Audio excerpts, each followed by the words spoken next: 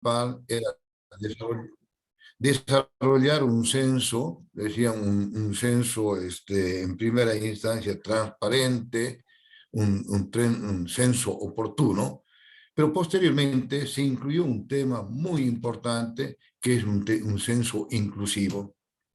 Lo que pasa es que en el anterior censo del año 2012, muchos reconocieron de que no se incluyó a todos quienes deberían estar en ese censo.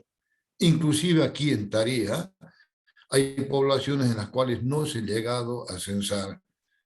Por eso el tema de la inclusión es algo fundamental para lograr un desarrollo productivo, un desarrollo sostenible en armonía con la naturaleza.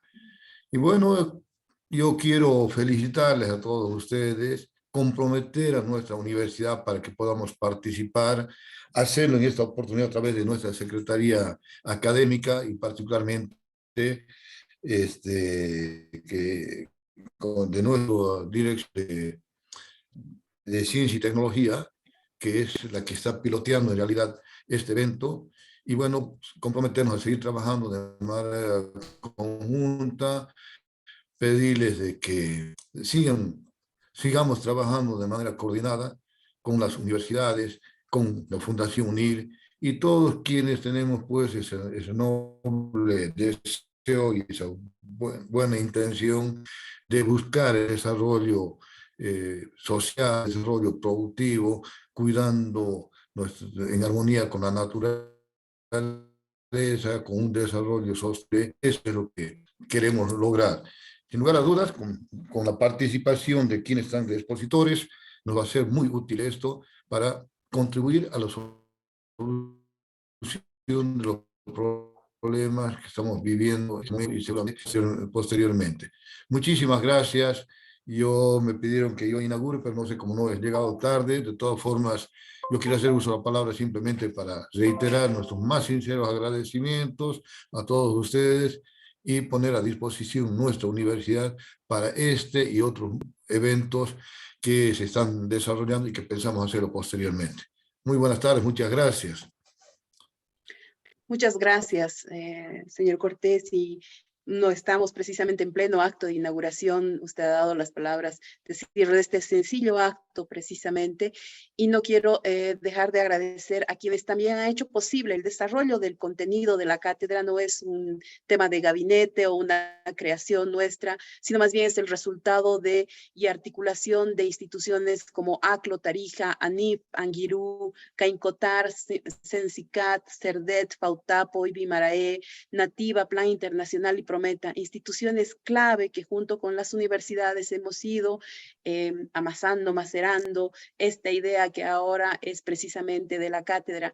Así que este es el resultado precisamente de un proceso de diálogo permanente que se da entre personas e instituciones y donde ni duda cabe tener claridad respecto al objetivo que queremos llegar, marca esa diferencia para lograr este resultado que, como ya bien decían las exposiciones previas, estamos logrando una plantilla de expositores de primera línea a nivel internacional, especialistas en sus temáticas y que a nivel nacional también cuentan con una trayectoria y experiencia que nos la van a compartir durante estas 12 sesiones de hoy hasta el 7 de diciembre. Así que muchísimas gracias a quienes han participado en el acto de inauguración, una mención especial también a Silvana Paz, secretaria académica, por su contribución, su voluntad y sobre todo su ser humano, y lo mismo a Fernando Mur, con quien vamos a conducir esta sesión.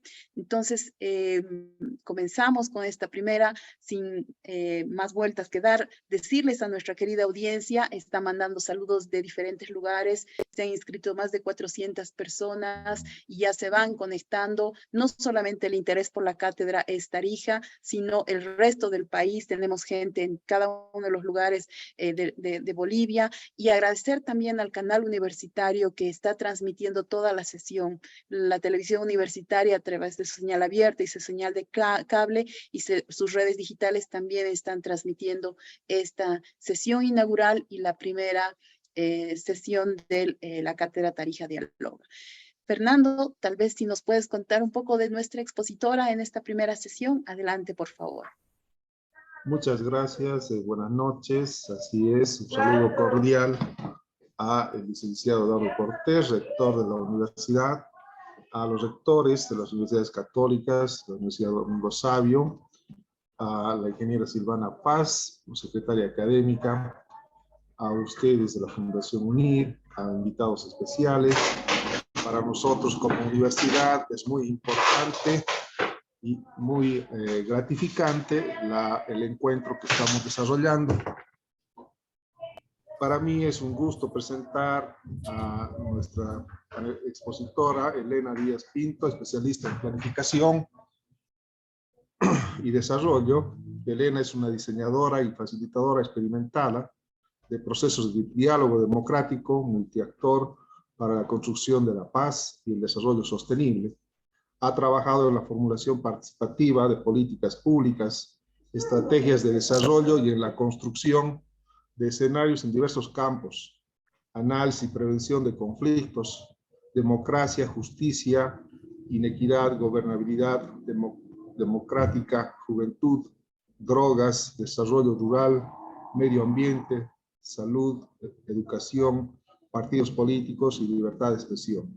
Ha coordinado también proyectos de desarrollo internacional con organizaciones públicas, privadas y de desarrollo en América Latina y el Caribe, Europa y Asia, formando parte de equipos internacionales, multidisciplinarios y multiculturales.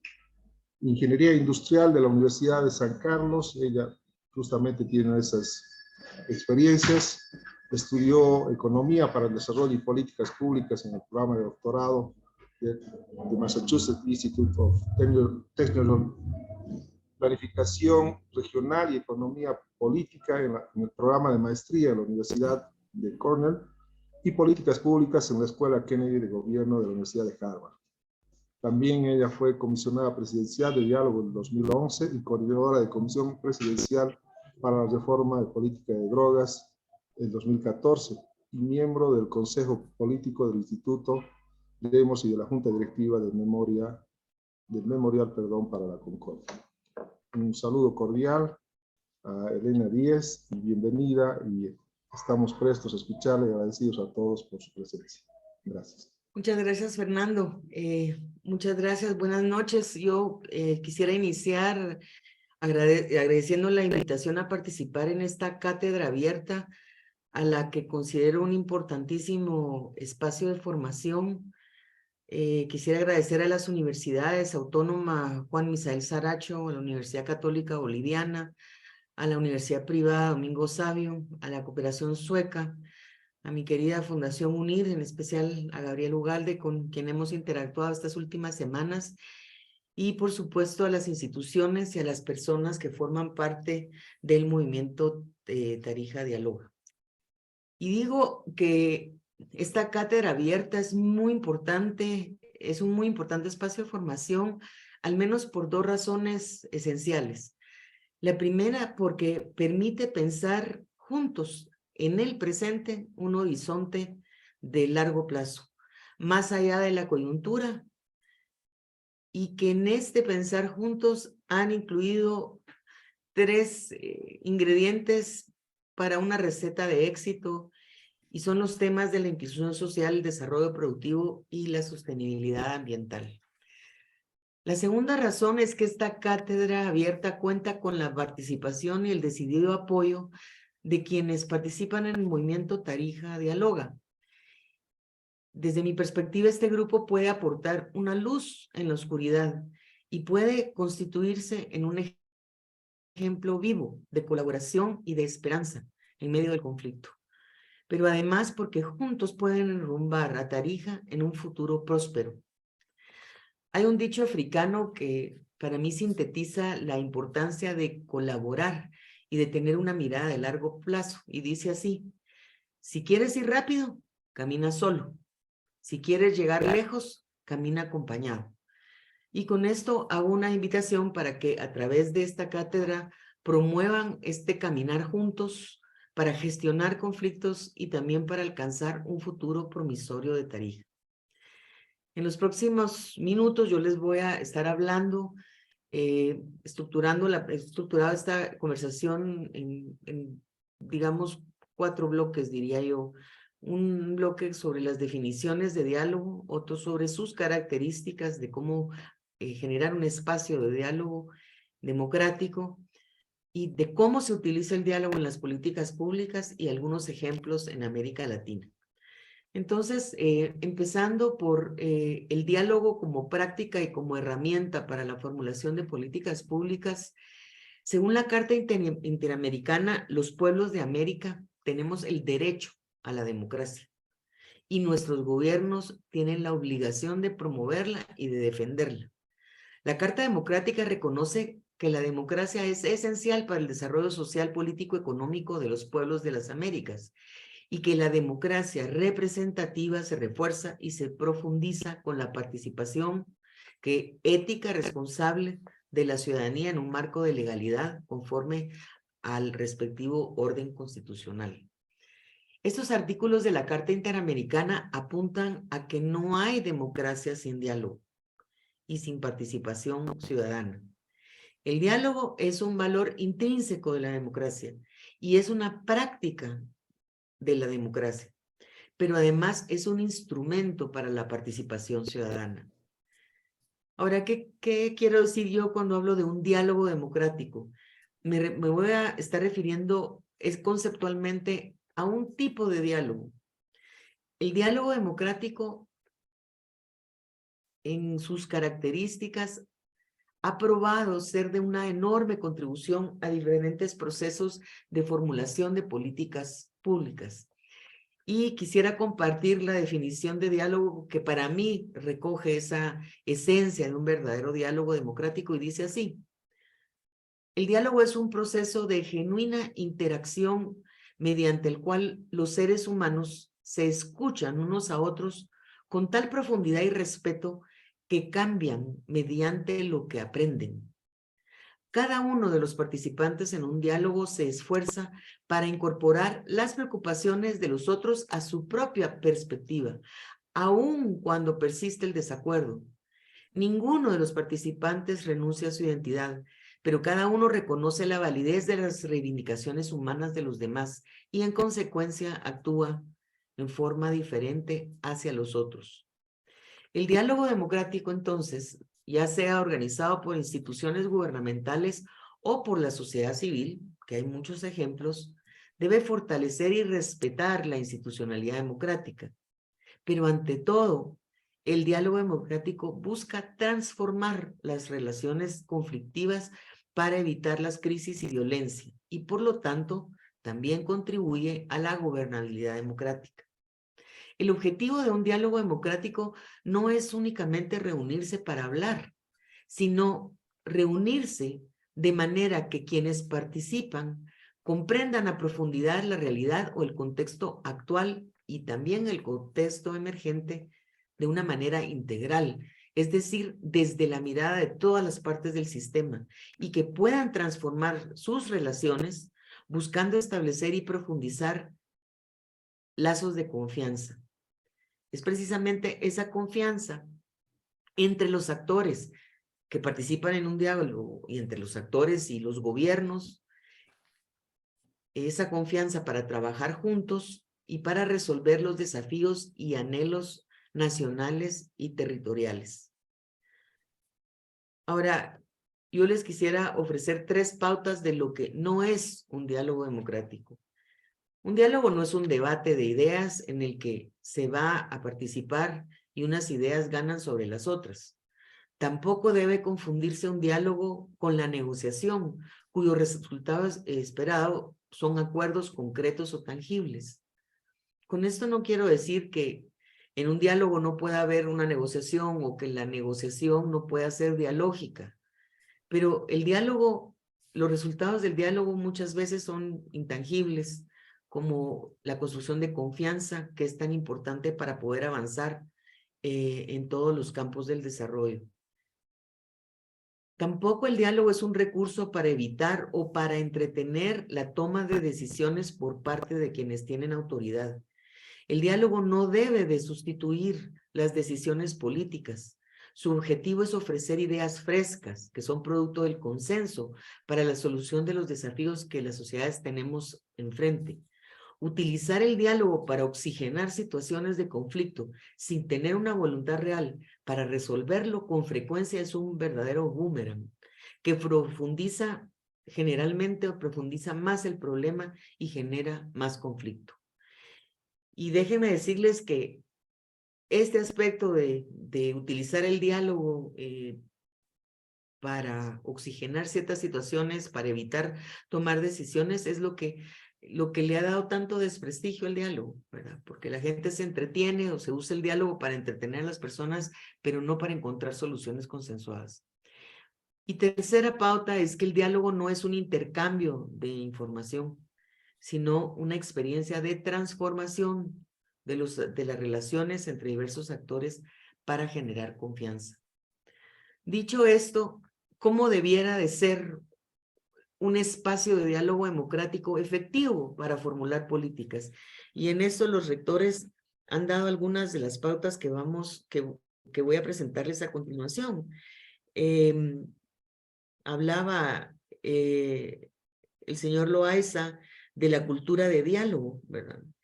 Y hablaba el señor Cortés de la importancia de las intenciones con transparencia para generar los diálogos y de la importancia de la inclusión. Pues sí, un espacio de diálogo democrático debe ser un espacio inclusivo y diverso.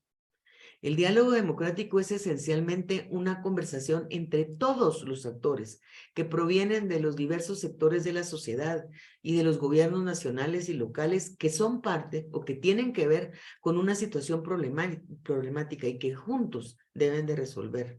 Por ello, el espacio debe reunir las miradas, las perspectivas, las demandas, las propuestas de actores políticos, económicos y sociales. Incluyo aquí desde los pueblos indígenas, desde la academia, la prensa, las organizaciones de género, los jóvenes, las organizaciones de derechos humanos. La inclusión es un aspecto indispensable para dar voz a los que no tienen voz y que usualmente no son considerados en procesos de toma de decisiones, pero que se ven afectados por la elección de políticas públicas y su implementación. La inclusión y la diversidad son fundamentales para lograr no solo una participación plena, sino la legitimidad de la gestión pública. El espacio de diálogo democrático también debe ser colaborativo. ¿Por qué? Porque los desafíos del desarrollo son complejos y no pueden ser resueltos por una sola institución, un solo grupo o una sola persona. Sino que más bien requieren que los diversos actores colaboren para definir propuestas de salida y establezcan plataformas para la acción y para el monitoreo de esas políticas públicas que se produzcan. Y aquí lo importante también es un espacio colaborativo no solo para conversar, es un espacio colaborativo para actuar juntos. Tercero, el espacio del diálogo democrático es un espacio de aprendizaje. Para elaborar políticas públicas que respondan a las necesidades ciudadanas es necesario comprender y aprender sobre el contexto. Uno a veces cree que conoce el contexto, pero no lo conoce a fondo. Y este aprender sobre el contexto es en cuanto al territorio, en cuanto a la historia de los territorios, en cuanto a lo económico, en cuanto a lo político, en cuanto a lo social, pero no solo que algunos conozcan ese contexto, sino desde las miradas de los diferentes actores. Y para ello es fundamental que tanto los actores de las instituciones gubernamentales como los de la sociedad civil tengan una actitud abierta para escuchar. ¿Escuchar cómo? Con empatía, las ideas y las propuestas de los demás. Escuchar con empatía no es fácil, es de verdad uno de los retos más grandes en un proceso de diálogo porque significa aceptar que existen diferencias sustanciales de opinión y diversas experiencias que merecen ser conocidas en un proceso, pero hay que hacerlo con tolerancia y respeto, con un deseo genuino de enriquecer el conocimiento propio. El conocimiento mutuo, de los participantes y de todas las aristas del problema, por eso se trata de un aprendizaje, contribuyen a que emerjan ideas conciliadoras, propuestas sólidas y viables. Además, el simple hecho de esforzarse por comprender a la otra persona planta una semilla del diálogo y planta la confianza. No hay nada que en un proceso de diálogo donde hay mucha confrontación, no hay nada que suavice más eso, que las personas que se sienten agredidas puedan expresarse y puedan sentirse escuchadas. Por otro lado, el diálogo democrático también abre espacios de confianza, es decir, que requiere que quienes participan en el diálogo respeten esa confianza construida y no la utilicen para ganar poder o para reprimir o para avanzar intereses propios de forma egoísta. Un espacio de confianza es un espacio sagrado que refuerza la libre expresión de puntos de vista sin temor a críticas negativas ni a represalias. Y por otro lado, como mencionaba uno de los rectores, debe ser un espacio de buena fe. El diálogo no debe incluir intenciones ni agendas ocultas por parte de ninguno de los actores que participan. La buena fe imprime confianza en los procesos y convierte en esos procesos en esfuerzos significativos en los que vale la pena participar. Si se perciben malas intenciones, los actores clave pueden decidir abandonar un diálogo y esto podría producir que las políticas públicas en beneficio para todos no ocurran y que se debiliten esos procesos. Entonces, viendo esto, yo quisiera ofrecerles algunos ejemplos de formulación de políticas públicas a través del diálogo. Pero antes de entrar a todos estos ejemplos, déjenme decirles que para mí Bolivia siempre ha sido una escuela. Mucho de lo que en la comunidad de práctica del diálogo hemos aprendido ha venido precisamente de Bolivia y nadie mejor que los bolivianos saben que el diálogo es posible. Y han tenido historias de éxito que vale la pena ir rescatando. Ahora quiero ofrecerles ejemplos en otros espacios y en otros países en donde se han formulado políticas públicas por medio del diálogo. Un espacio es quizás hablarles de dos paradigmas. Voy a hablarles primero del paradigma de los gobiernos abiertos que se está trabajando desde hace poco más de una década. Y en estos ofrecerles el ejemplo del Programa Federal de Gobierno Abierto en Argentina. Desde el 2011 más o menos se creó el Open Government Partnership, el OGP, que es una asociación y alianza integrada por más de 77 gobiernos nacionales en el mundo, por cerca de 106 gobiernos locales y miles de participantes de la sociedad civil. En este modelo los gobiernos abiertos son abiertos a la sociedad civil, son abiertos en el sentido de compartir los datos e información. Entonces, los gobiernos y la sociedad civil crean conjuntamente planes de acción de 2 años, más o menos, en una amplia gama de temas.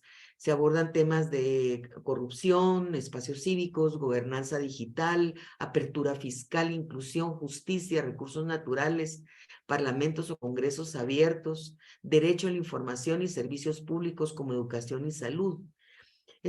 El gobierno abierto tiene un enfoque inclusivo.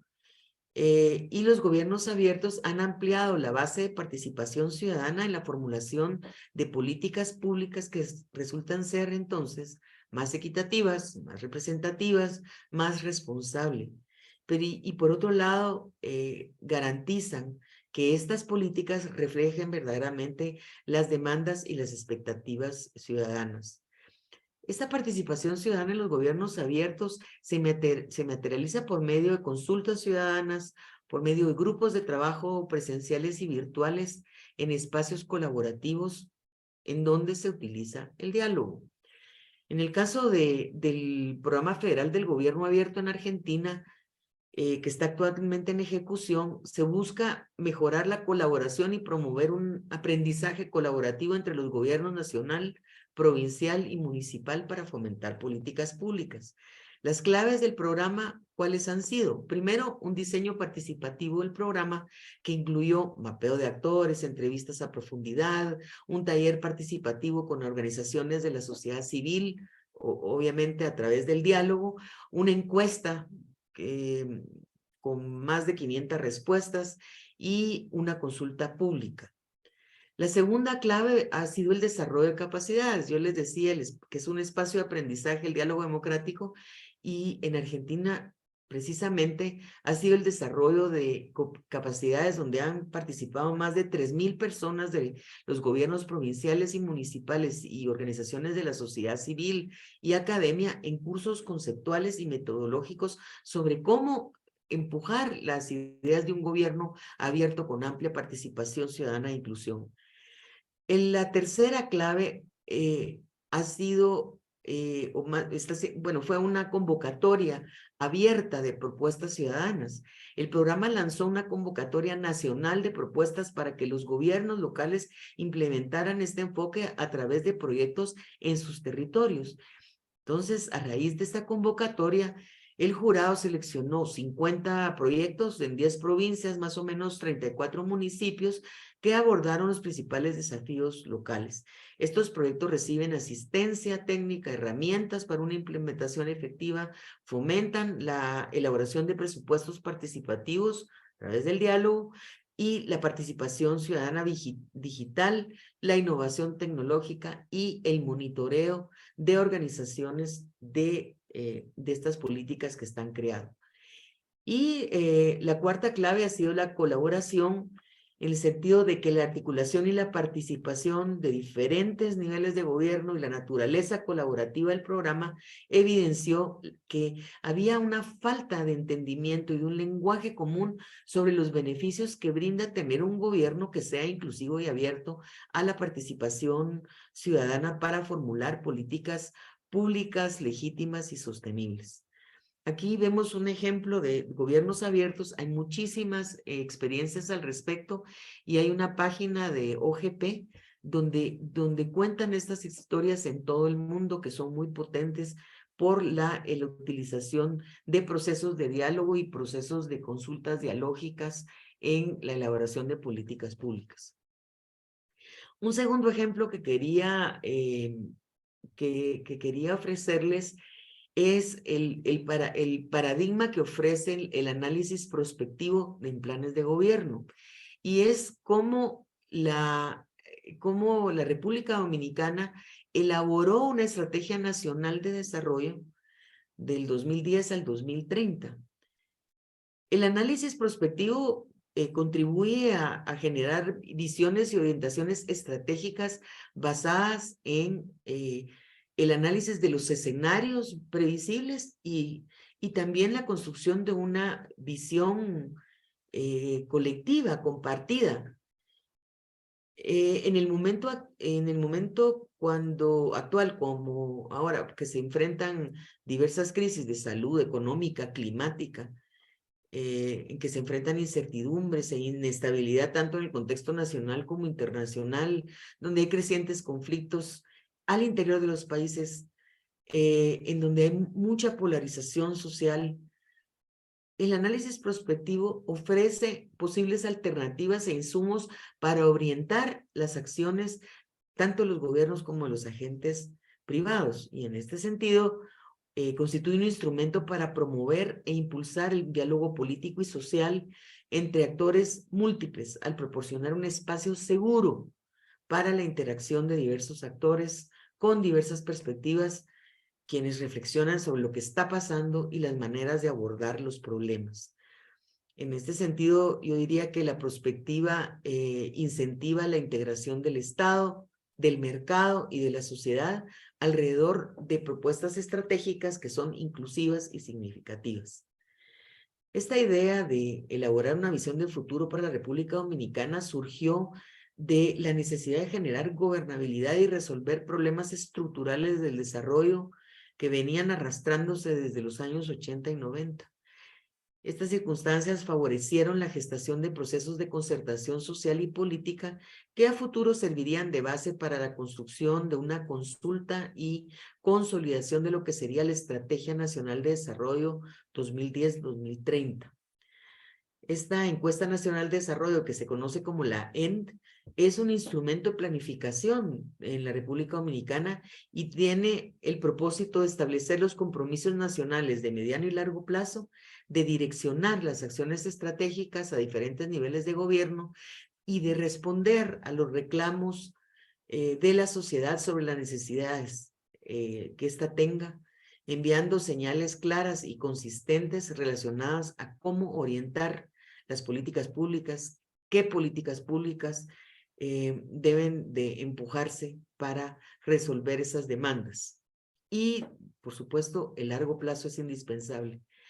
Y también fortalecer la construcción de ciudadanía y, ante todo, la construcción de políticas públicas legítimas, porque están construidas con la gente, para la gente.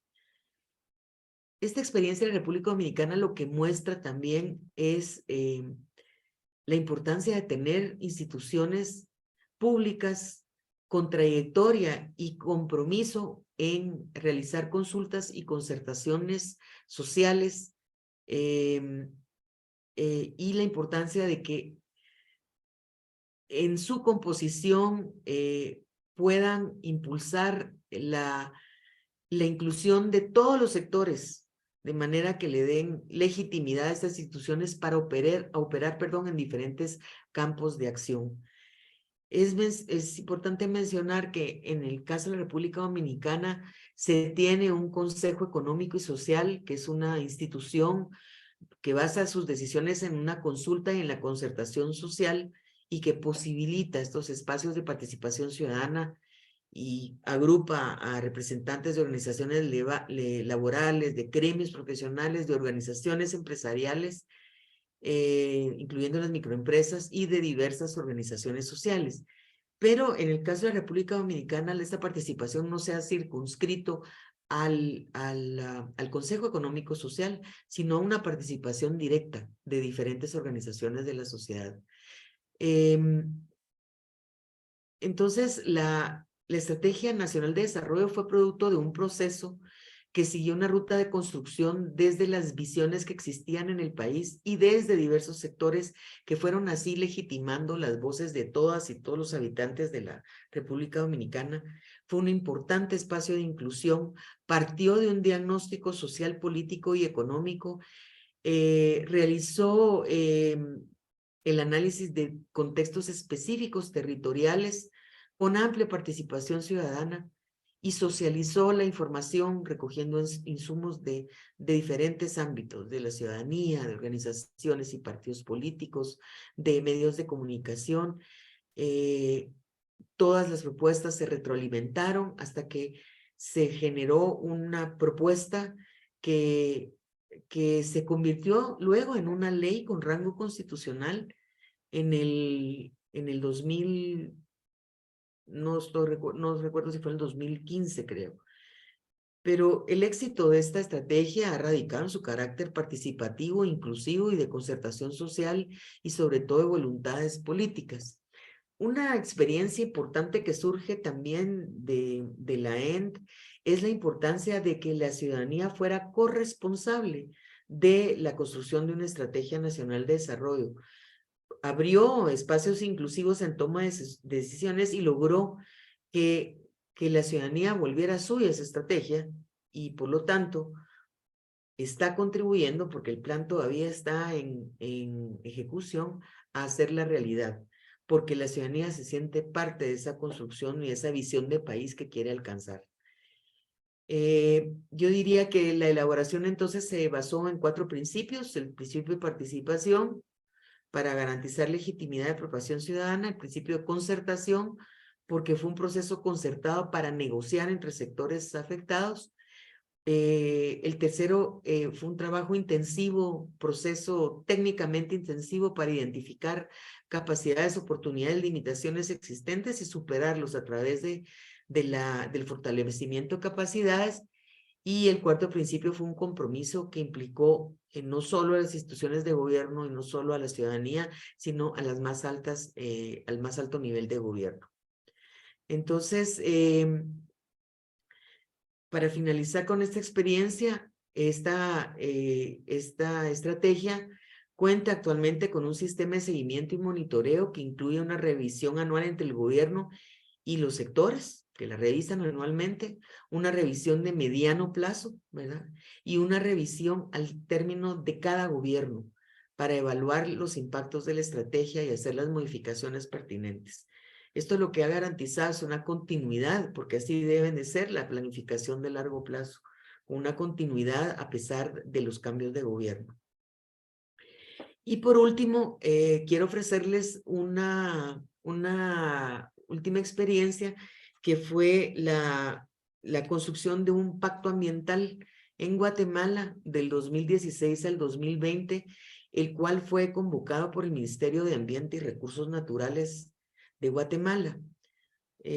No sé si ustedes están conscientes de que en Guatemala hubo una breve primavera en el 2015, en donde debido a los actos de corrupción, la ciudadanía se vio en la necesidad de sacar completamente del gobierno completamente el gobierno, a todo el gobierno de la época y resultó en prisión para el presidente, la vicepresidenta de algunos de sus funcionarios que todavía están en prisión. Y bueno, en el marco de esa primavera guatemalteca, creció un clamor por una mejor gestión del ambiente y del patrimonio cultural y natural de Guatemala. Y como respuesta a ello, y con la voluntad de múltiples sectores interesados en el tema ambiental, se organizó un proceso de diálogo democrático para identificar las medidas que el país necesitaba tomar con el fin de revertir las tendencias de deterioro ambiental y encaminarse hacia un desarrollo sostenible y gobernabilidad socioambiental. En el marco de este pacto ambiental, 2016-2020, se desarrollaron una agenda ambiental con metas establecidas para 5 años, un plan de acción, una agenda estratégica para mejorar la efectividad de las instituciones públicas ambientales y una alianza ambiental que constituyó un movimiento ciudadano integrado por múltiples sectores para acompañar la implementación del pacto y mantenerlo vigente en la agenda nacional. Esta alianza multisectorial se basó en la voluntad y el compromiso y el entusiasmo también de sus miembros para hacer valer el pacto. Este diálogo democrático se trató de un diálogo abierto, generó mucha confianza entre los sectores participantes y posibilitó el logro de acuerdos en temas ambientales muy sentidos para la población, tales como cuidar el agua, reducir la deforestación y la pérdida de la biodiversidad, limpiar el país de desechos sólidos, producir sosteniblemente y prepararse para el cambio climático, así como gestionar mejor el ambiente. El diálogo multisectorial también permitió identificar medidas concretas para mejorar el desempeño de estas instituciones ambientales. Ahora, el Ministerio de Medio Ambiente y Recursos Naturales convocó a diversos representantes y representativos de la academia, el sector privado organizado, las organizaciones indígenas, las cooperativas, los gobiernos municipales, las organizaciones ambientales, las organizaciones de desarrollo rural, los expertos y funcionarios públicos de diversas instituciones ambientales. Y la agenda también, producto de este diálogo, incorporó no solo los objetivos de desarrollo sostenible, que Guatemala acuerpa como miembro de la ONU, sino también, digamos, todos los resultados fueron alineados al Plan Nacional de Desarrollo que se llama CATUM 2032. Ahora bien, ¿cómo organizamos este diálogo? Primero, el ministerio convocó a los expertos en el tema ambiental para identificar las tareas más relevantes las áreas más relevantes que podrían incluirse en una agenda. Segundo, elaboramos un mapeo de actores de acuerdo a qué intereses habían, cuál era la incidencia de los actores, qué capacidad de diálogo tenían, cuál era su voluntad de transformación y la apertura para estar en un diálogo. Tercero, se conformó entonces un grupo de diálogo alrededor de 60 líderes diversos provenientes de los sectores que ya les mencionaba. Luego se conformaron 6 equipos técnicos en estas áreas priorizadas, en agua, biodiversidad, desechos sólidos, deforestación, producción sostenible y cambio climático, quienes en los espacios de diálogo fueron 2 talleres, dirigieron mesas de trabajo e integraron los aportes de todos. Se organizaron 2 presentaciones públicas, una para lanzar la iniciativa y la otra para presentar el pacto, y se organizaron estos 2 talleres de diálogos con las mesas de trabajo, y cada taller se organizó en alrededor de 3 días, 3 días de trabajo en un sitio alejado de la ciudad al que pudieran asistir y con facilidad todos los participantes. En estas mesas de trabajo temáticas, estaban todas las mesas trabajando en el mismo espacio, en el mismo lugar, simultáneamente. Se desarrollaron diagnósticos compartidos por todos estos actores y fue la semilla de la preparación del plan de acción a 5 años. Esto es lo que las experiencias que quería traerles, y no tengo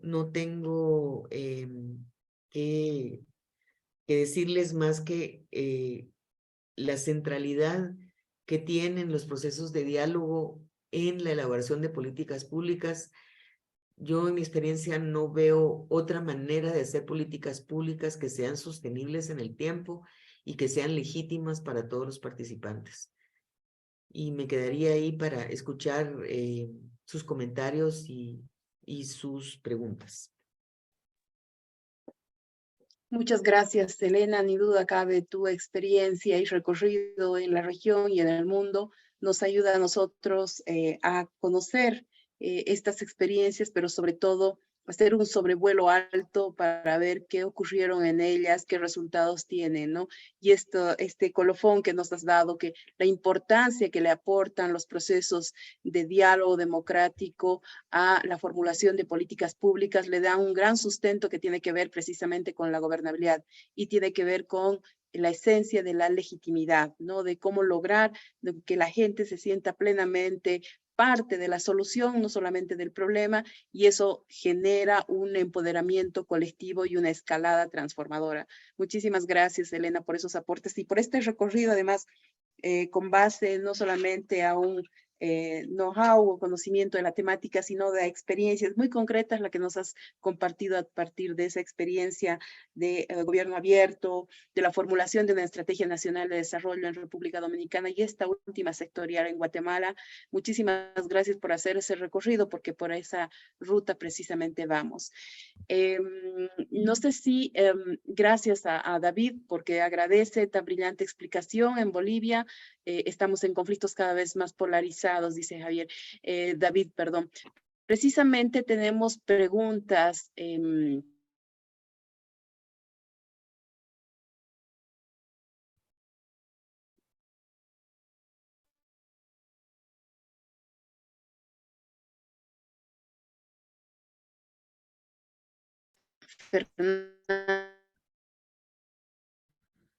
Bueno, no sé si me escuchan, parece que hay un problema de conexión con la lista Gabriela. Gaby.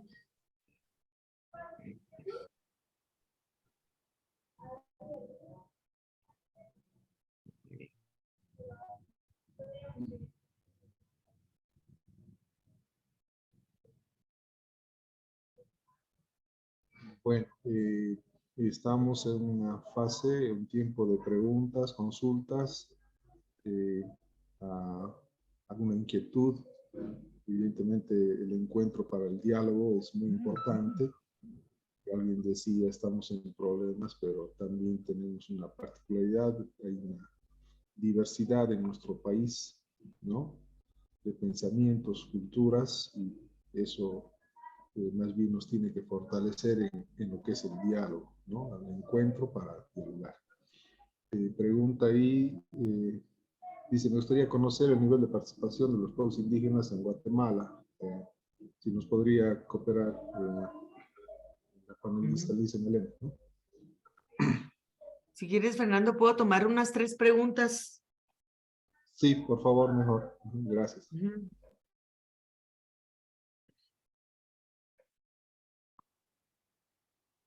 Hay otras Sí, preguntas. continúe. Ah, sí. Bueno, dice, ¿cómo logramos un verdadero diálogo cuando existen posturas políticas radicales? Es decir, ¿cuándo se ve que es positivo? Es una pregunta. Después,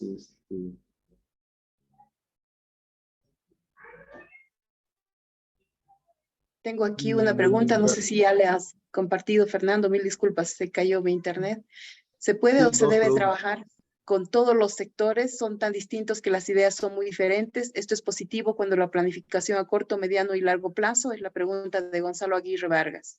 Ujú. Bueno, voy a empezar con las 3 primeras preguntas.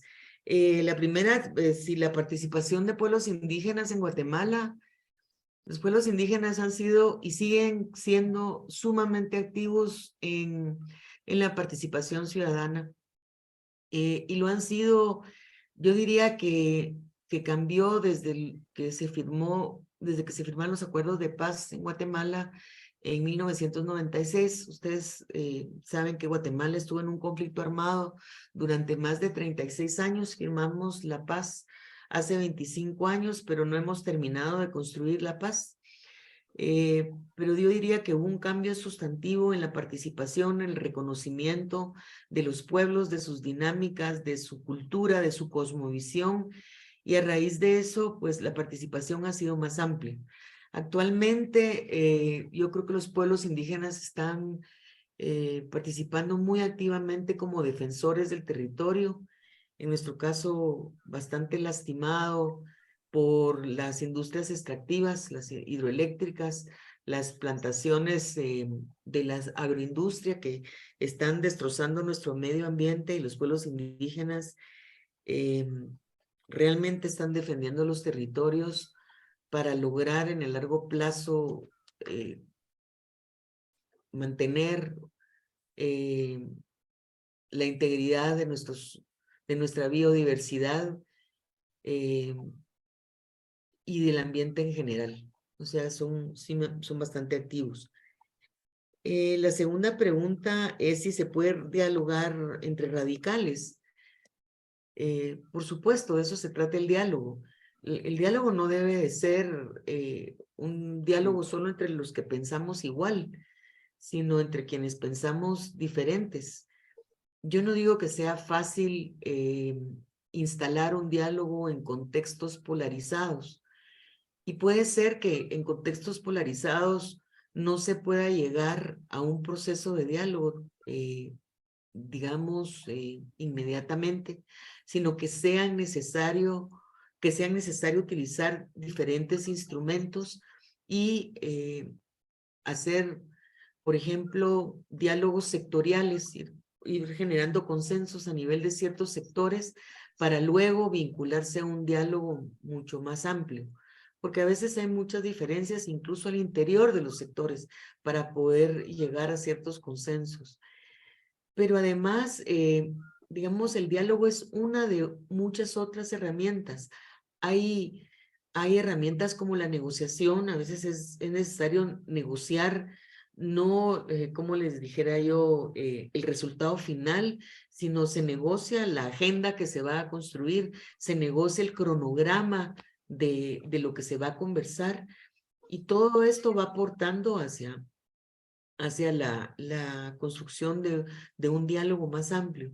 Pero la idea de un diálogo, y lo ha probado ha probado que es posible, es generar acuerdos y generar nuevas ideas y nuevas propuestas, incluso cuando hay profundas diferencias. Miren, nada más duro y difícil que una guerra interna armada. Yo no les puedo empezar a explicar lo terrible y lo doloroso que es.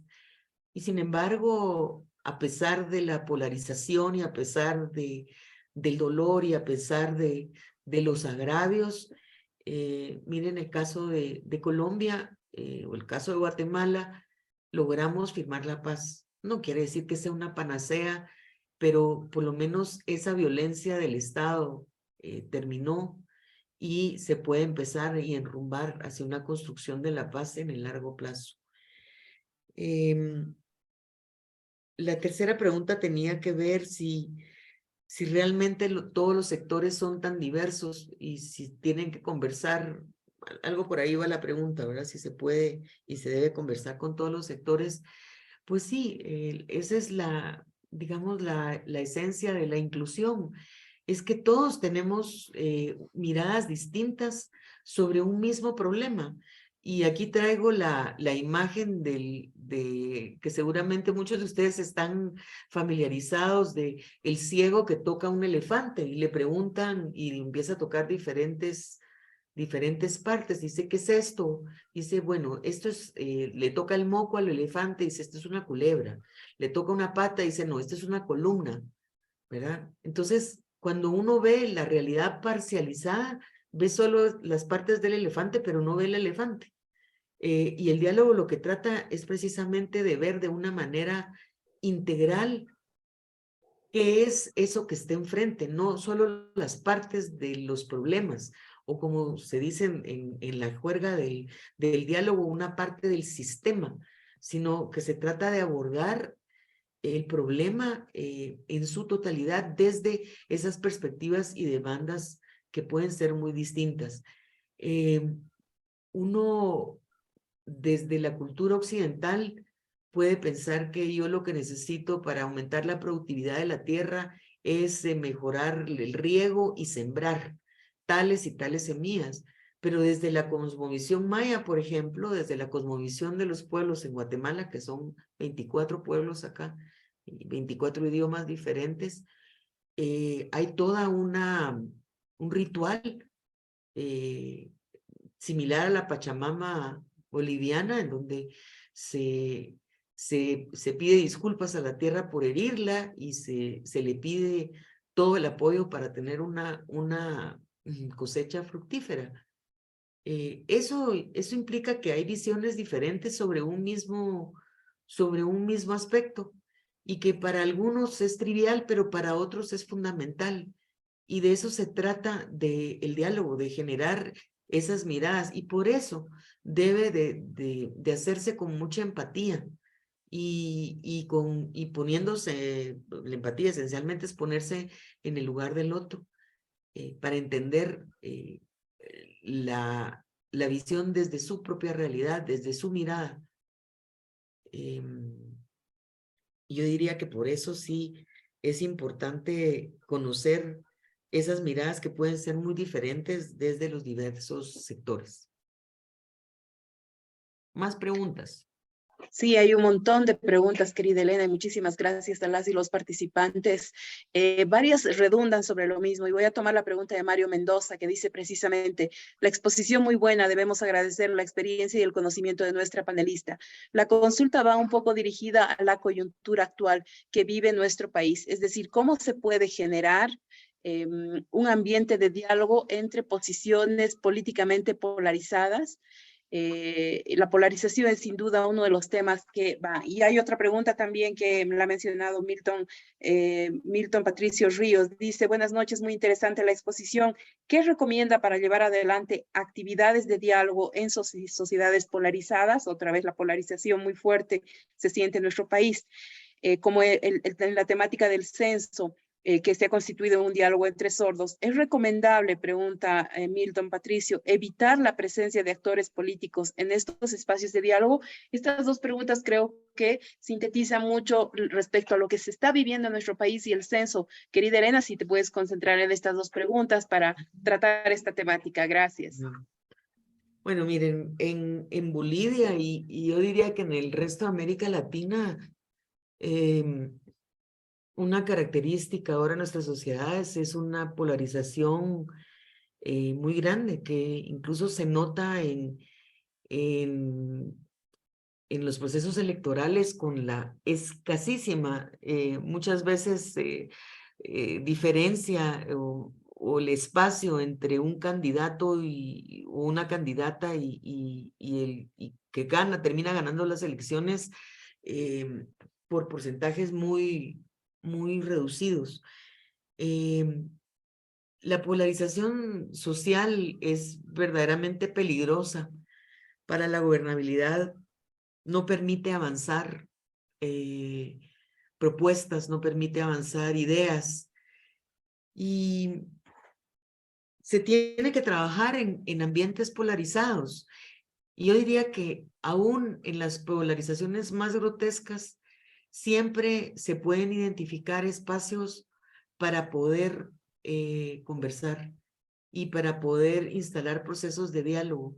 Probablemente no de la magnitud y con toda la fuerza de un proceso que involucre absolutamente a todos los actores, pero lo que les decía anteriormente, miren, no se puede apostar con un solo diálogo la transformación de una situación problemática. Un solo diálogo es demasiada responsabilidad para un solo diálogo, pero lo que sí se puede en contextos polarizados es poder trabajar con la gente con la que sí está viendo la necesidad de los cambios. Siempre hay una posibilidad de hacer eso. En cuanto bueno, en algunas circunstancias, y voy a vincularlo con el tema de los políticos, a veces la participación de políticos hay tanto rechazo al sistema de partidos políticos en todos lados, que la participación de un político, como algunas veces lo que resulta siendo es algo que desincentiva o que enoja a muchos de los participantes.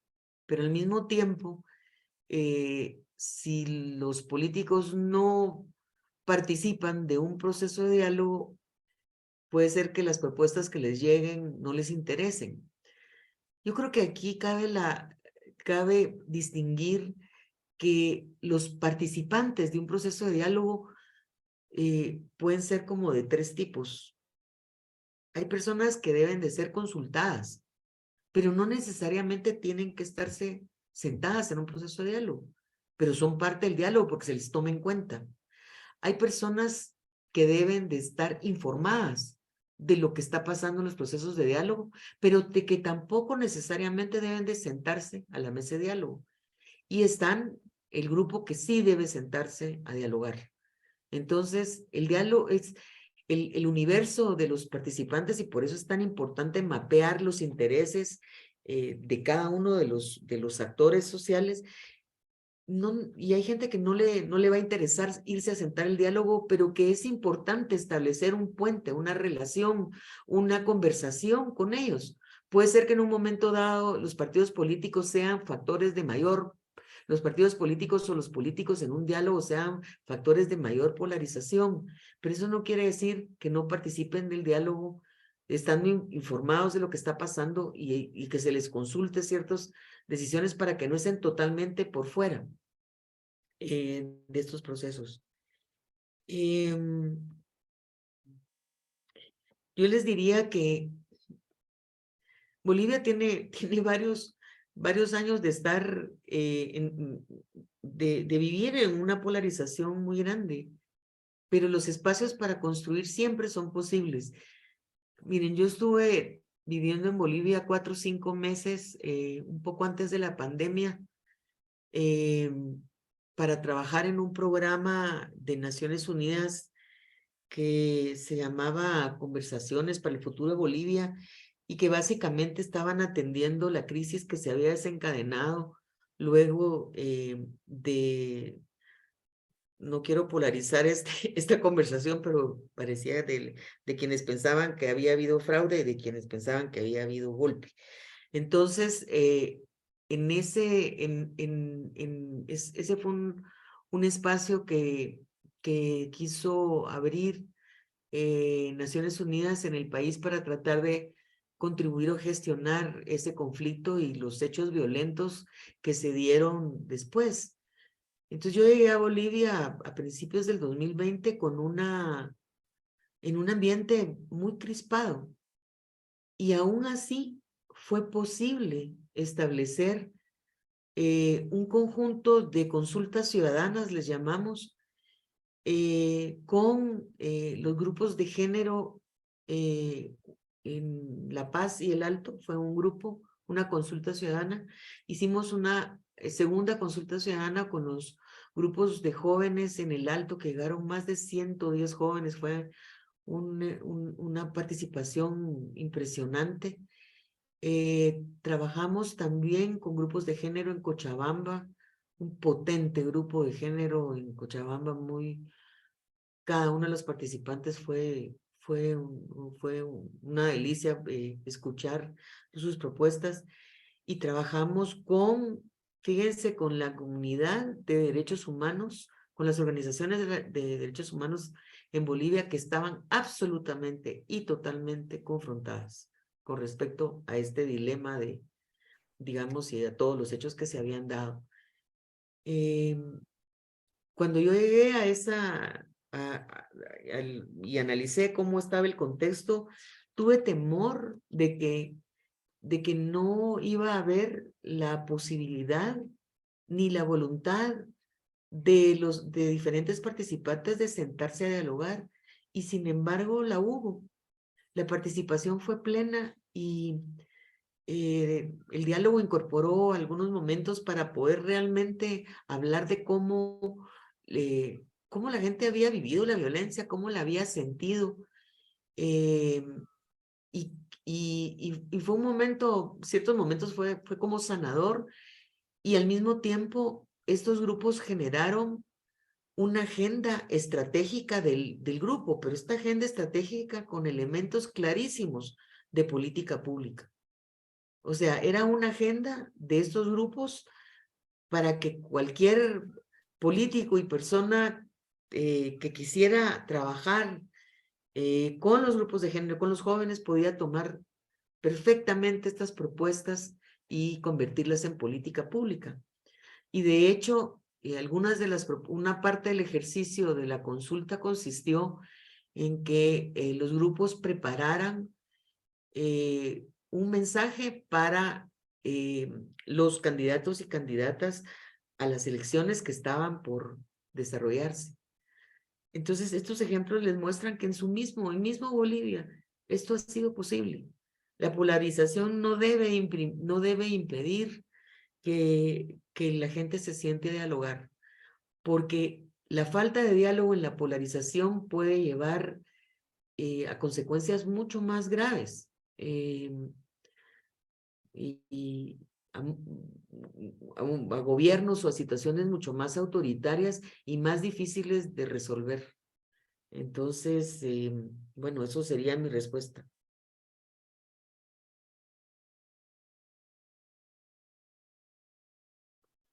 Muchas gracias. También hay una inquietud en la línea que consultaba Viviana. ¿Cómo usted sugiere o nos participaría desde su vivencia el diálogo a partir de un intercambio y transferencia de conocimientos? ¿En qué sentido? ¿A quiénes?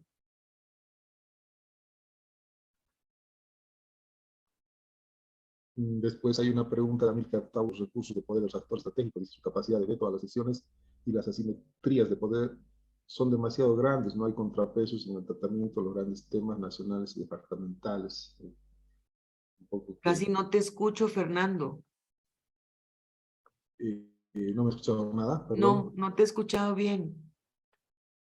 Ya, bueno, una de las primeras consultaba Viviana, ¿cuál sería el escenario o desde su experiencia para el diálogo en un intercambio y transferencia de conocimiento? No sé si ahora me ha escuchado. El diálogo para el intercambio de conocimientos. Sí, intercambio y transferencia de conocimientos, consulta. A través del diálogo. A través del diálogo, correcto. ¿Y la segunda?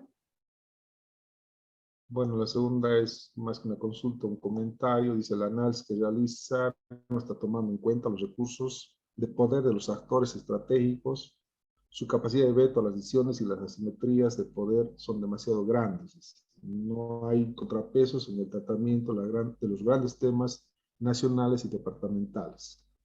Bueno, es un comentario, tal vez usted pueda orientar, ¿no? Más que una pregunta. Después, José Rocha pregunta, ¿cómo generar confianza en conflictos donde el sistema está en cuestión frente a demandas ciudadanas que cambian su PIN según la coyuntura? Dice. Casi Y la no te última, escucho. de A ver, tal vez si me ponen las preguntas en el chat. No sé, o me mandan un mensaje, casi no te puedo escuchar bien. ya. Sí. Mientras tanto, yo puedo contribuir con una pregunta y varias preguntas realmente, y muchas de ellas metodológicas, querida Elena. Por ejemplo, Sí. José Rocha dice, ¿cuál es la ruta para fortalecer las entidades públicas, teniendo como adverso la alta rotación de servidores públicos y un clima hostil, con discursos de odio y beligerancia que rompen la necesaria confianza? Es la pregunta de José Rocha. Y otra pregunta metodológica, me animo a colar esta pregunta dentro de lo que es lo metodológico, la hace Rubén Elvis Mendoza. Dice, en el marco de las características del diálogo democrático, ¿qué podría sugerirnos para que los participantes se comprometan, adecúen o cumplan con las características especificadas y puedan desarrollar el diálogo? Ok. Bueno, voy a la primera pregunta. Las entidades públicas y la construcción de capacidades. Miren, el tema de la alta rotación es un problema que no es único a Bolivia. En lugares donde no hay una tradición de servicio civil, siempre va a ser un gran desafío. Incluso las capacidades institucionales para abordar conflictos. Digamos, yo recuerdo hace unos años en Guatemala que yo dirigí un programa de diálogo democrático para América Latina y el Caribe e invertimos bastante recursos en la capacitación de los consejos de desarrollo y de funcionarios de gobierno para poder mejorar estas capacidades para la prevención y resolución de conflictos. Y no son permanentes, ¿verdad? Hoy esas capacidades se difuminaron y de repente si hubiera un servicio civil mucho más sólido, podrían todavía, pues podrían haberse construido, profundizado más. Pero esto no implica que no sea necesario ir construyendo esas capacidades. Por eso me gusta la idea de gobierno abierto, porque implica el compromiso de los gobiernos para el aprendizaje de capacidades de este tipo en todas las instancias de los gobiernos y ahora ya no se habla de gobierno abierto, sino de Estado abierto, para pensar en otros espacios, digamos, de construir capacidades del sector público, no solo en el ejecutivo, sino en el legislativo y en el judicial.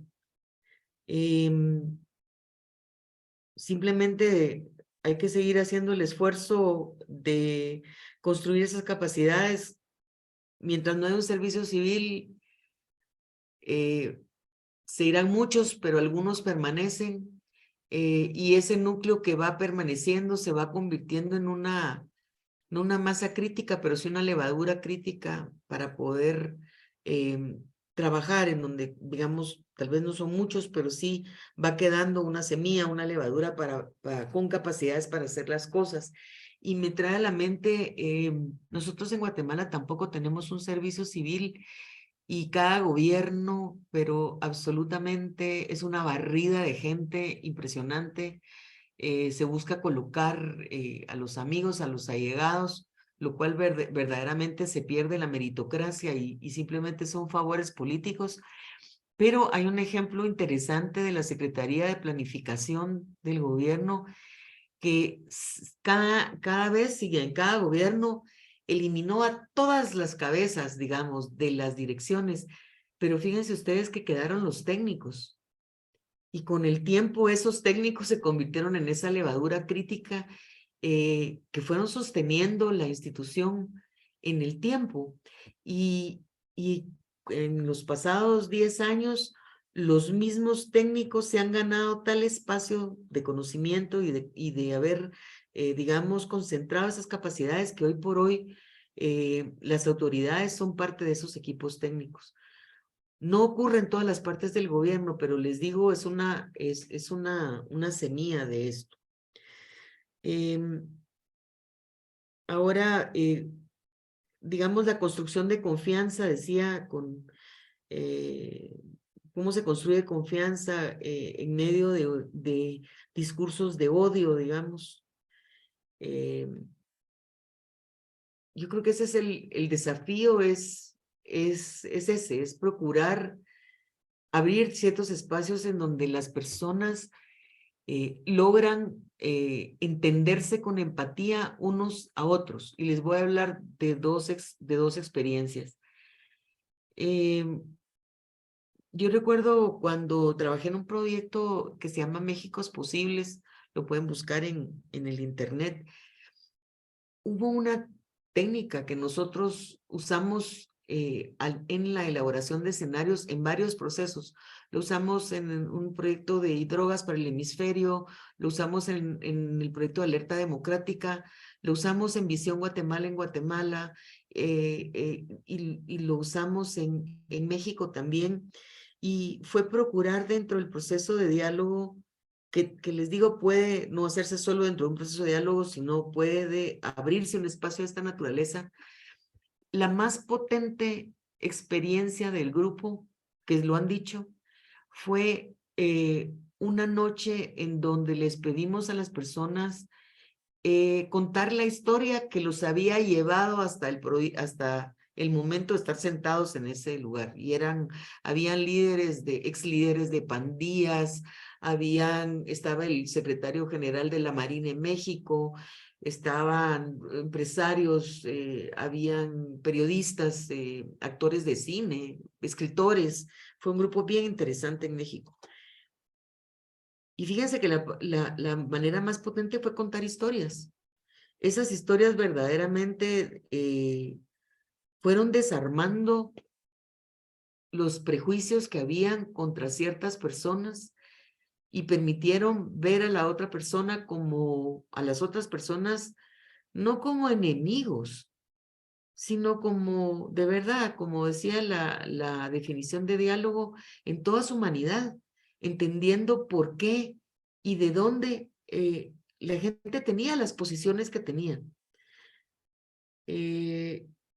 Yo pienso que aún en medio de la confianza perdida y en medio de los discursos de odio, si se pueden procurar espacios de acercamiento entre las personas y en esos espacios las organizaciones como UNIR, que tienen experiencia en este tipo de espacios, poder abrir hacia realmente un diálogo profundo en donde la gente pueda expresar con seguridad cómo se siente, eso va rompiendo los prejuicios tan fuertes y va generando lazos de confianza.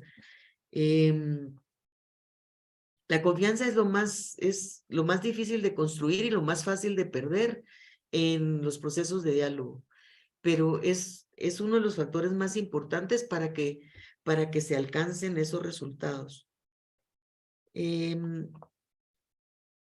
Y la última pregunta era sobre, decímelo otra vez, Gaby.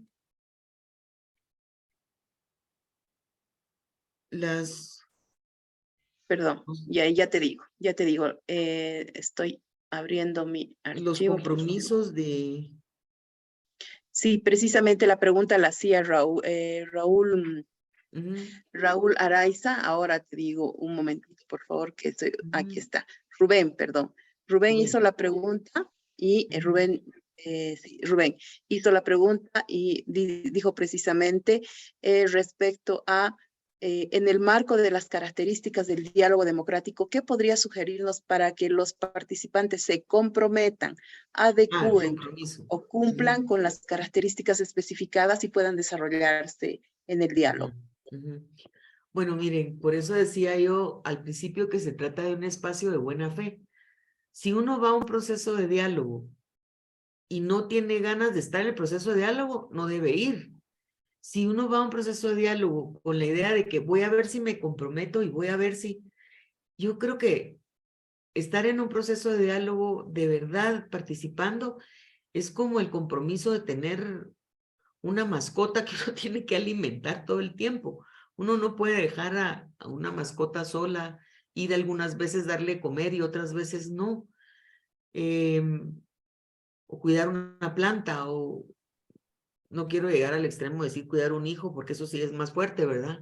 Pero lo que quiero decir con eso es que primero uno va a un proceso de diálogo con la idea de poder construir con otros. Esa es la base. Debe tener una mentalidad abierta e ir de buena fe, con buenas intenciones.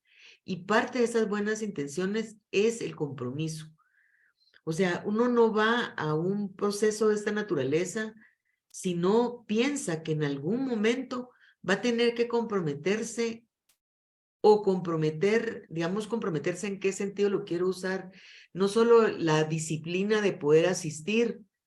Hoy no puedo, hoy sí puedo. No, el compromiso de asistencia, pero también el comprometerse a la apertura de sus ideas, de sus pensamientos, para poder dejar lo que yo pienso solo en beneficio de lo que colectivamente podemos hacer juntos. Y no digo que esto sea fácil, pero es lo que es, esa suspensión, no quiere decir que uno elimine todos los prejuicios, pero los suspende, como en un hilito, suspende los prejuicios por un momento dado y trata de escuchar a los demás, y en ese sentido pueden surgir ideas que no son productos míos, sino, ¿no les ha pasado a ustedes que a veces están trabajando en un equipo y de repente tienen, empiezan a articular cosas, empiezan a articular acciones, empiezan a tener nuevas ideas porque están interactuando con otros? Y en ese sentido, ese es el sentido del diálogo. Ahora, la otra parte del compromiso, además de la buena voluntad, ¿verdad? Además del compromiso con un proceso, yo creo que también se logra en la medida que quienes convocan o dirigen o abren estos espacios toman en cuenta, y no solo unos a otros toman en cuenta, sino desde la facilitación de esos espacios se toma en cuenta con equidad los aportes de todos.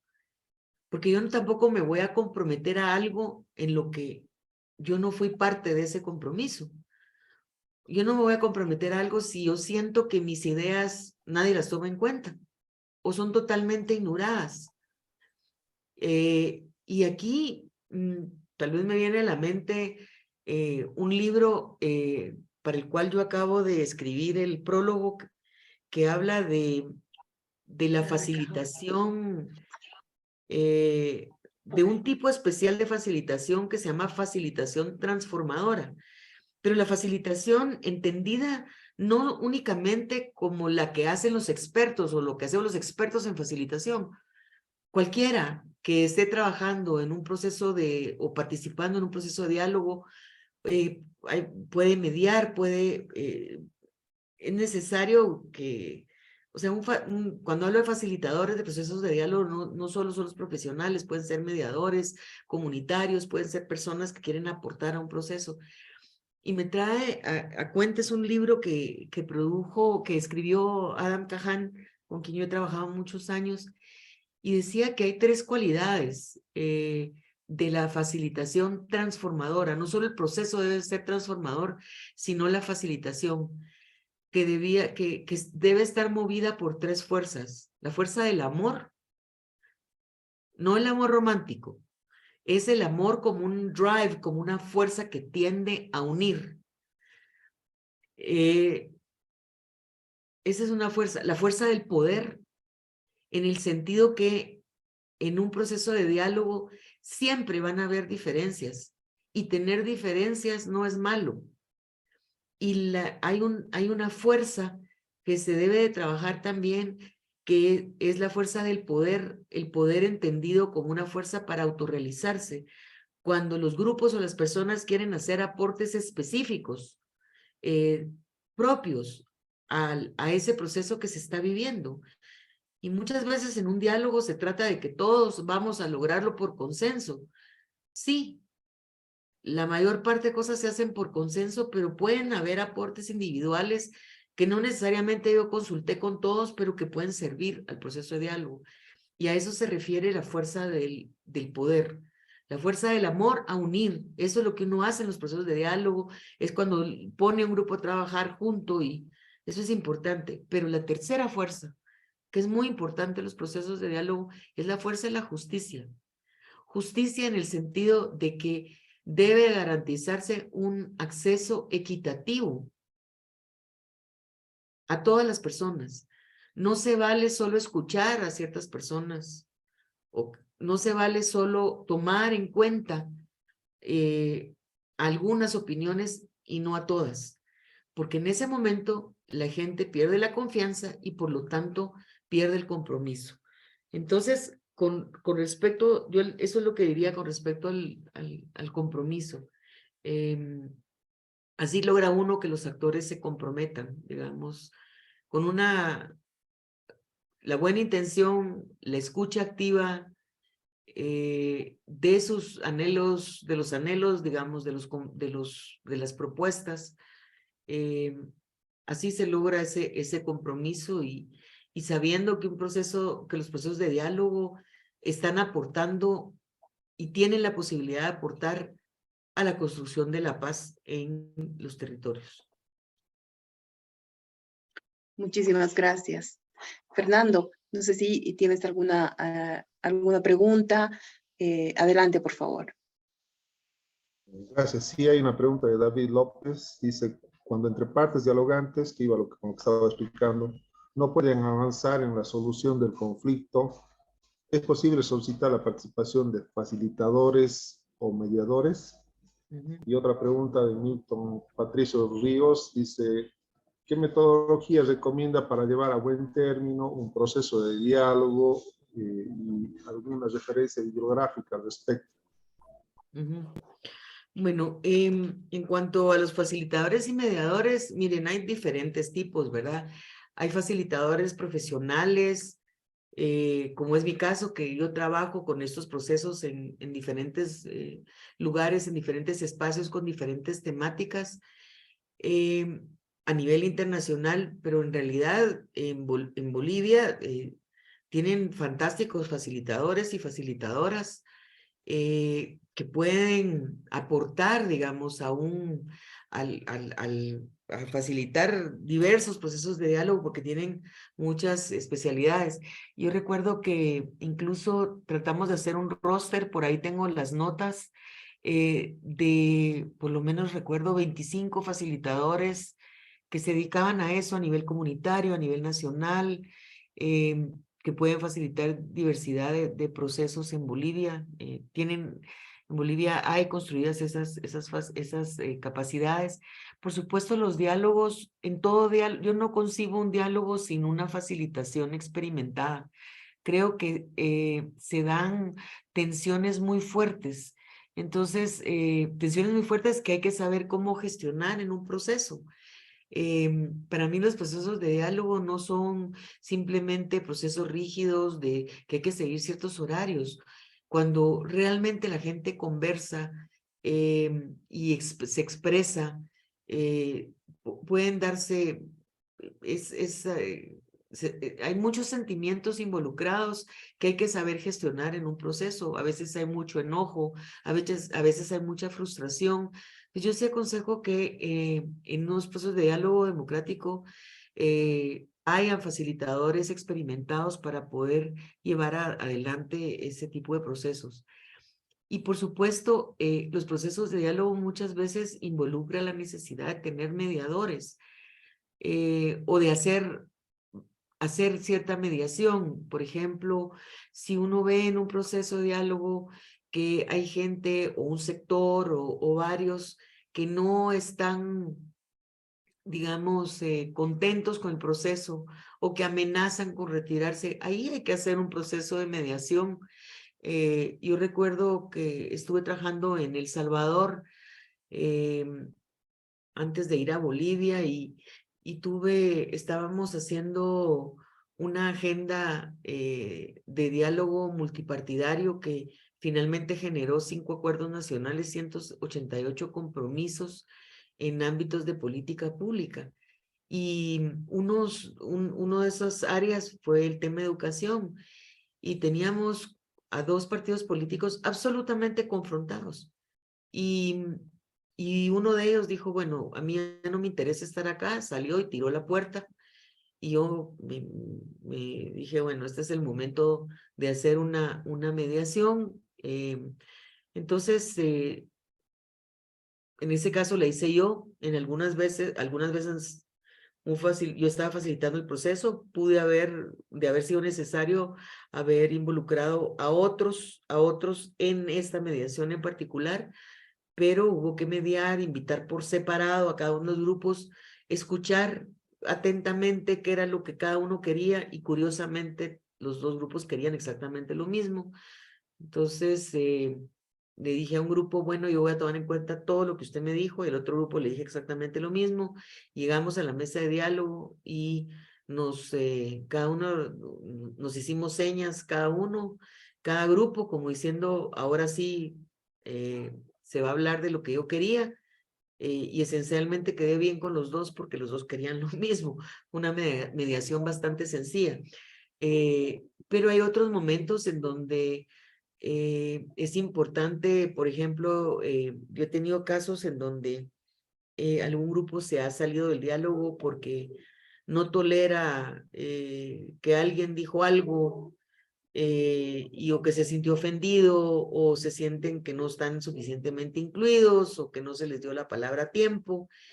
Y la mediación es muy importante porque la mediación lo que ha hecho o cómo lo he realizado, no necesariamente lo he realizado yo, pero llamo a a un tercer lado, digamos, que es lo que hablaba William Murray, el tercer lado es buscar a una persona en la cual la persona que está en conflicto tenga confianza y la otra persona que del otro lado del conflicto también tenga confianza, y esa mediación logra que tiene ese mediador que tiene la confianza de los 2 lados, logra poder avanzar en ciertos temas. Entonces sí, yo sí recomiendo siempre tener facilitadores de procesos de diálogo y por supuesto usar la mediación cuando se necesita. A veces los mediadores pueden estar dentro del mismo equipo que está dialogando, otras veces habrá que traerlos desde fuera. Y metodologías de diálogo, hay un sinfín de información, yo puedo compartir eso con Gaby, y Gaby se los puede dar. La verdad que hay hay muchos enfoques para hacer estos procesos de diálogo. En el proyecto de diálogo democrático que les comentaba que dirigí hace algunos años, hicimos un manual de diálogo democrático, se llama así, Manual de Diálogo Democrático, y se encuentra en línea, y luego se generó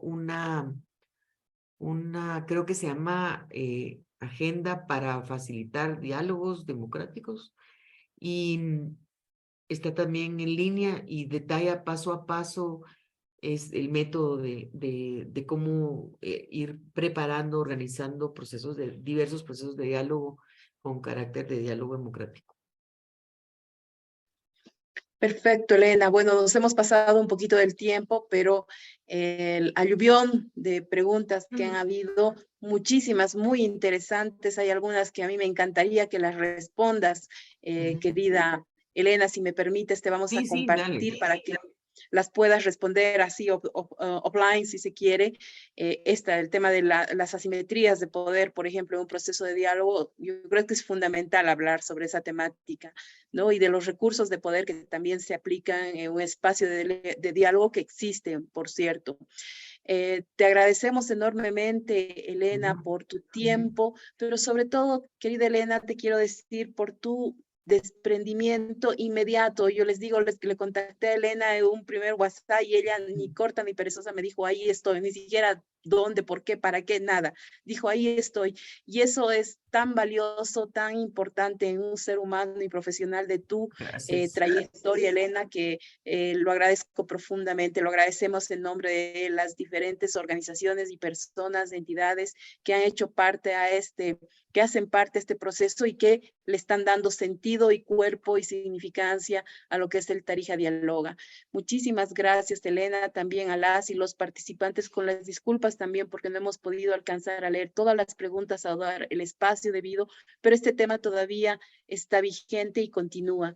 Queremos aprovechar, Fernando, también para invitar a la sesión de este viernes, la segunda, donde va a estar el maestro Bernardo Toro junto con un tarijeño global que es Gabriel Baracat, para hablarnos precisamente sobre los paradigmas que pueden darle mucha fuerza, sentido a esta visión de desarrollo que queremos construir. Y esta es, ni duda cabe, la ética del cuidado desde la educación. Así que todos quedan cordialmente invitados para ser parte de esta segunda sesión y que podemos continuar con esta trayectoria. Querida Elena, ¿quieres dar algunas palabras, por favor? Sí, no solo quería nada más, bueno, primero agradecerles, la verdad que yo llevo a mi Bolivia se me quedó pegadita en el corazón, así que ahí está siempre y por eso la prestancia a poder aportar algo de los aprendizajes míos en estos últimos años.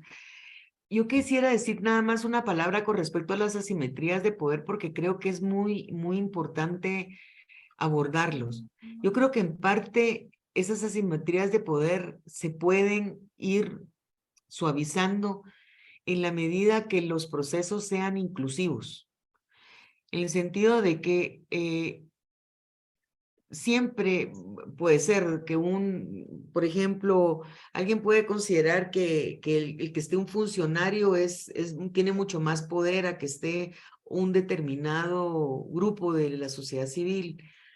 Pero realmente yo creo que ese principio de la justicia, del acceso equitativo a participar y a ser escuchado, va limando esas asimetrías de poder. Creo que es muy importante por eso el principio de la inclusión y que en esos procesos de diálogo se acuerden, se negocien ciertas reglas del juego. Por ejemplo, no se vale que en un proceso de diálogo alguien que tenga poder tenga la capacidad de reprimir o de castigar a alguien que se expresó, ¿verdad? Ese es un tema de confianza. Entonces digo, si en un proceso de diálogo se establece desde el inicio con claridad cuáles son las reglas con las que se va a operar en ese proceso, hay una condena, digamos, multisectorial para alguien que viola esas leyes. No esas leyes, sino esas reglas y ese acuerdo. Eso por un lado.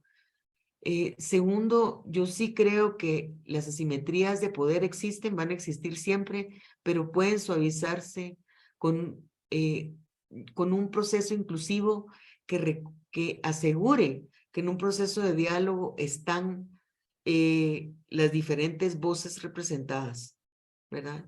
Recuerdo que con esto cierro, a mí me pidieron ayudar al Consejo Económico y Social de Guatemala hace algunos años cuando se estaba conformando y había un tema de asimetrías de poder, porque el Consejo Económico y Social tenía un componente muy fuerte de organizaciones de la sociedad civil, un componente de organizaciones sindicales y otras empresariales. Y el desafío era que los participantes de las organizaciones empresariales habían estudiado fuera, en universidades, habían ido a los cursos de negociación y mediación de Harvard, y la gente en los sindicatos y organizaciones de la sociedad civil no tenían esa experiencia y se temía que iba a haber esa asimetría de poder. Entonces, como lo que hicimos es que antes de entrar a los procesos de diálogo, hicimos un curso, una formación y capacitación precisamente en los procesos de diálogo. Capacitamos en temas de resolución de conflictos, temas de diálogo, qué implicaba, qué se podía esperar, cómo eran esos procesos. Y a mí me parece que eso fortaleció las capacidades de estos grupos para poder llegar al proceso de diálogo con el Consejo Económico y Social. Entonces, una vía para esas asimetrías, además de ya en un proceso general, además de la inclusión, de estar con la certeza que se escuchan todas las voces que se van a ver afectadas o que se están viendo afectadas en un proceso, por un problema, que esas personas están participando.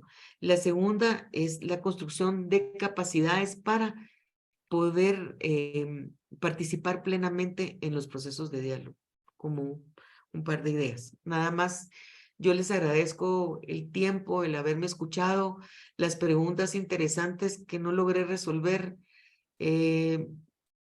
pero que por favor yo quisiera que tuvieran, que pudiera compartir mi correo electrónico y puedo seguir esta conversación más adelante si ustedes quieren y si me permiten responderles de manera privada.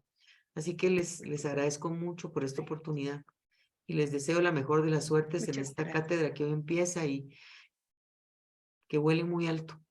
Gracias. Gracias, Fernando. Bueno, sí, muchas gracias. A nombre, obviamente, de la Universidad Juan Luis Saracho, de las universidades Domingo Sabio, Católica, de la Fundación UNIR y de todos quienes han hecho posible, y en especial de usted, Elena, por estar esta noche juntamente con nosotros y participarnos de mucho de su experiencia, de su vivencia.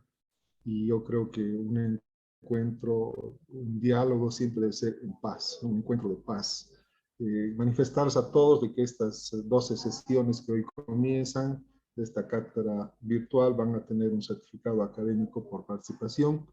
Así que a nombre de la universidad, muchísimas gracias a todos. Buenas Gabriel. noches. Muchas gracias, Elena, Fernando, por este acompañamiento también a los colegas, amigos y miembros del Tarija Dialoga. Gracias por el aporte permanente y el viento, buen viento y a las fuertes que siempre nos concede en cada espacio. Gracias, colegas, y hasta el viernes. Gracias, Elena, querida. Un abrazo fraterno y feliz descanso. Gracias. Muchas gracias.